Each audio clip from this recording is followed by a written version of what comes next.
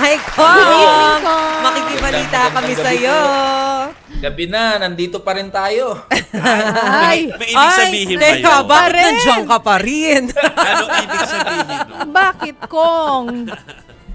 Nagtatrabaho eh. Overtime po ako dahil ang dami kong inaasikaso. Budget season po ngayon eh. Yun Tama naman naman. pala. Yan lang po ba ang dahilan, Kong? Yung budget season lang? Your guess is as good as mine. Yun na. Nako naman. Yan. Pero, Okay. Kong, makikibalita talaga kami, ha? Minus the ano.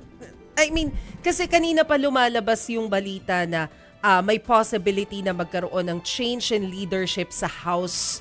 Gaano to katotoo? Alam niyo po, confirming na may napakalakas na ugong Oo. Oo. patungkol po sa pagpapalit ng leadership. Sa totoo nga lang po, it's all over in the news eh. Saludo nga po ako sa inyong mga reporter at sa inyong mga informant on the ground. Yeah. Dahil mas nauna pa nga po namin nalaman yan eh. Kaysa sa amin. Kasi po, kanina, halimbawa, nagbukas at nagsara yung sesyon.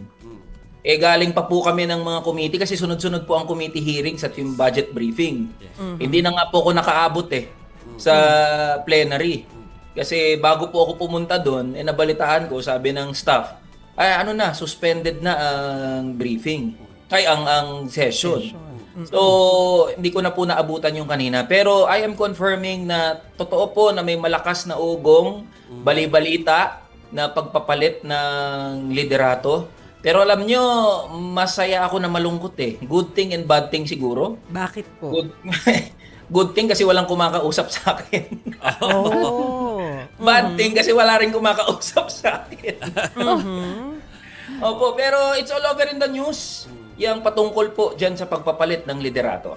Pero although may mga naririnig na rin kami base po dun sa mga reports ng aming mga Congress reporters na mga pangalan na posibleng pumalit, sa inyo po ba, bagamat sabi nyo walang direktang kumakausap, baka meron pa kayong maidagdag na mga Nasa ano naman na po eh. Actually, alam naman na po ng lahat yan.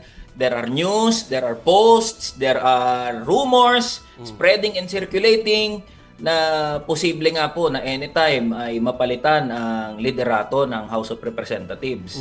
At yung mga main contenders, nabanggit na rin naman po yung pangalan, sina Deputy Speaker Bo GD, nandyan pa rin po yung pangalan actually ni Congressman Toby Chanco, nandyan din po yung pangalan ni